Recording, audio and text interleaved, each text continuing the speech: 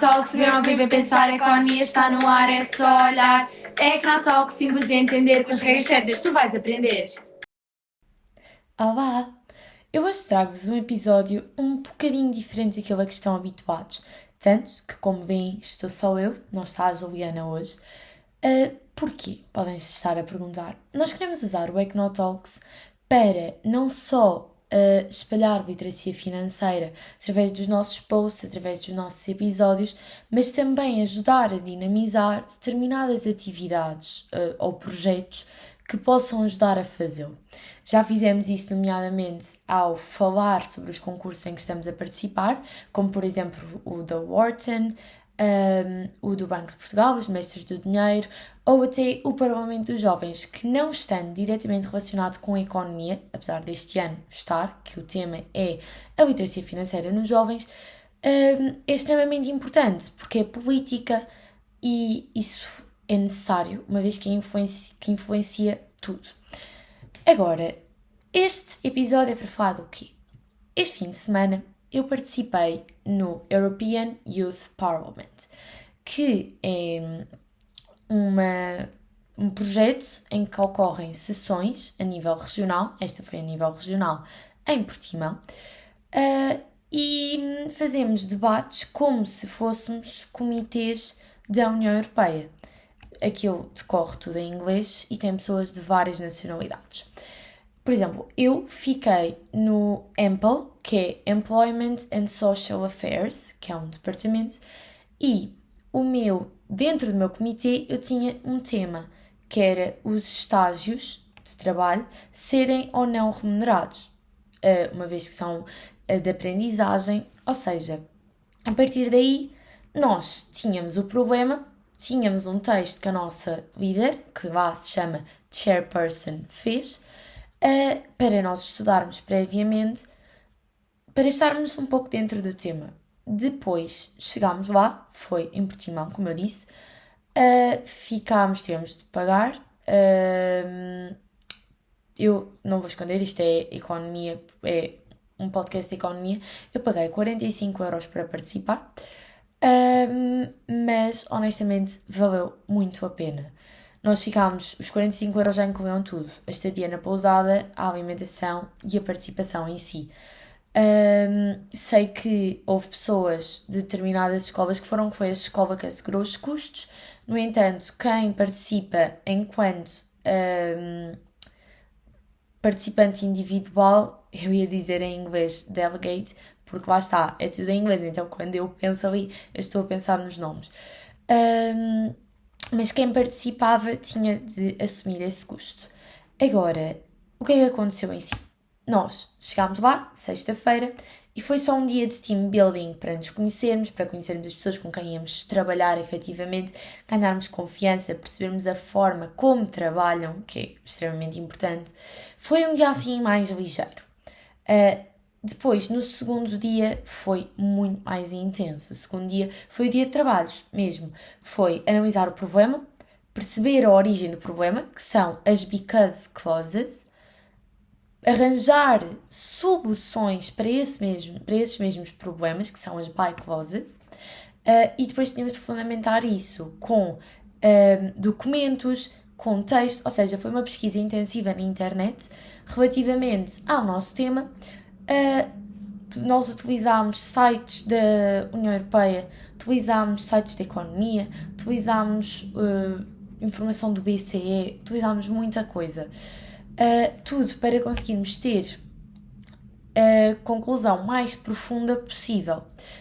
A partir daí tivemos de criar um aim statement, que é aquilo que nós procurávamos responder com aquela solução.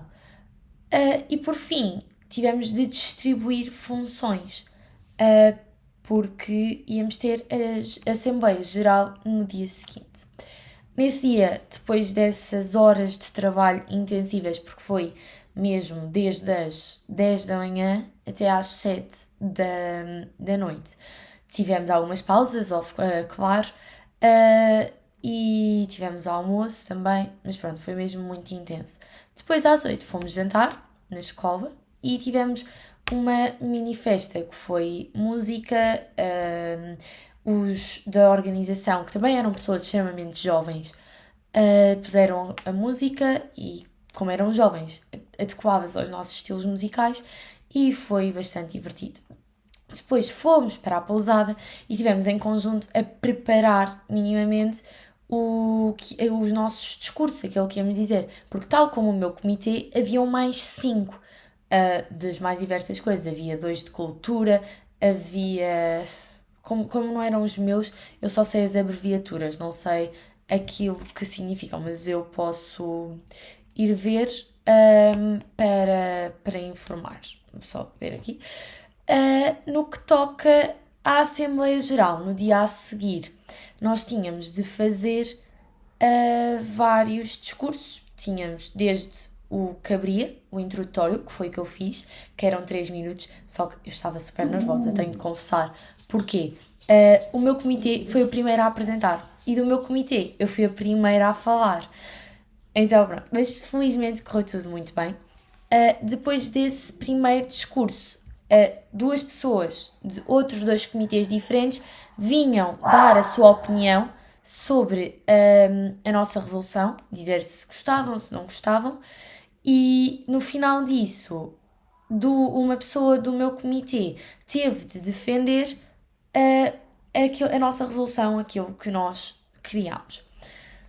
Depois disso, havia os debates abertos, que foram 3 rondas de debates abertos com 6 questões a colocar. Aí, cada comitê punha as questões ao comitê que estava a apresentar, efetivamente. E depois nós tínhamos 3 pessoas diferentes para responder a cada ronda de debates abertos, sendo que a pressão era gigante. Porque quem estava sentado e não ia responder tinha de estar ativo na mesma. Nós tínhamos todos os nossos computadores e era escrever as perguntas, escrever o comitê que tinha feito as perguntas, escrever possíveis respostas para a pessoa que ia responder estar preparada. Por isso, como veem, foi intenso, muito intenso. E isso era a nossa parte. Depois do debate aberto, fechámos com o discurso final, que é mais emotivo, a apelar. No final de cada apresentação dos comitês, as pessoas votavam e nós votávamos a favor da sua resolução, contra a sua resolução. Ou caso seja algo que estejamos impedidos de votar culturalmente ou porque não estamos mesmo nada de acordo, podemos nos abster. No entanto, é recomendado votar a favor ou contra. Felizmente, a nossa resolução passou. Tivemos, se não me engano, 37 votos a favor. Acho que foram 14 contra. Não tenho a certeza. A abstenção, eu não me lembro, honestamente. Mas passou. E eu fiquei super feliz por ter passado. Então, pronto. Agora, os outros comitês, já tenho aqui o nome. É o LIBE, que era de Liberdade Civil, Justiça e Home Affairs. Depois tinha o da Cultura, 2, que é Cultura e Educação, pronto, é o 1 e o 2. Depois tinha o IMCO, que era dos mercados internacionais e a proteção dos consumidores. E o AGRI, que era da agricultura e do desenvolvimento rural. Pronto, esses eram os 6 comitês que haviam, mais o meu. Foi mesmo uma experiência espetacular, que eu recomendo a toda a gente. Depois lá tínhamos um júri a avaliar-nos o tempo inteiro, que também nos fazia recomendações, ou seja, nós podíamos ir ter conversas com o júri em que eles nos diziam: pronto, olha, eu acho que tens de melhorar este ponto, tens de melhorar este ponto, tens de melhorar este ponto. O que acabou por ser extremamente benéfico e nos ajudou imenso. Por exemplo, a mim disseram: eu acho que tu devias tentar fazer com que mais pessoas falassem, incentivar as pessoas a falar. E a partir desse momento eu percebi: ok, eu tenho pessoas no meu grupo que não estão a falar tanto, mas eu consigo fazer-lhes perguntas para elas falarem. Então pronto, eu passei a fazer isso e depois o júri veio-me dizer: eu notei o teu esforço e efetivamente funcionou melhor a dinâmica em grupo. Por isso, agora estou à espera para ver se há a seleção de quem vai aos nacionais, porque isto foi uma fase regional, vai passar aos nacionais, depois nos nacionais passa aos internacionais. Mas pronto, é esperar, ficar na expectativa. Eu infelizmente não consegui ficar até ao fim, porque tive de vir para Lisboa, porque lá está, que eu era no Algarve. Então, não sei quais é que são as chances, mas ficamos à espera, não é? E eu só queria dizer, o tema que eu abordei dos estágios, se quiserem, eu e a Juliana podemos também falar sobre isso, porque uma vez que temos público jovem a entrar no mercado de trabalho, é útil saber, e é um tema que se calhar não se dá tanta abertura e não se fala tanto, porque acaba por ser um pouco imposto de, ok, é um estágio, estás lá para aprender, pronto. Mas há outras coisas associadas. Por exemplo, eu lembro-me de informação estatística: 27% dos jovens da União Europeia que fazem estágios não remunerados têm de ter um outro emprego para conseguirem viver. Porquê? Fazer estágios não remunerados acarreta muitos custos, nomeadamente em média acho que era 1.000 euros, uma coisa assim. Por isso é que têm de utilizar os outros recursos e candidatar-se a outro emprego. Só que lá está. Dois empregos, porque um estágio, apesar de ser em horário reduzido, na maioria dos casos, acaba por ser também estagnante. É muita informação, muita coisa a aprender, muita coisa a acontecer. Por isso é que temos de ter muito cuidado com os burnouts e com muita coisa.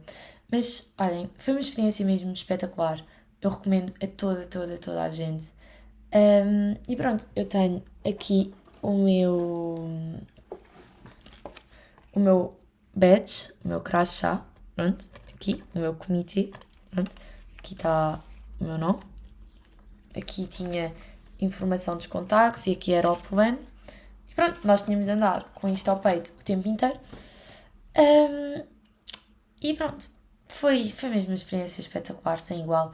E era toda a gente sempre para aprender e a debater ideias. Acho que é muito benéfico, porque se consegue falar de muitos assuntos. Eu estive a falar maioritariamente sobre a economia, o que eu gostei imenso. E pronto, foi uma experiência gira que eu recomendo a toda a gente.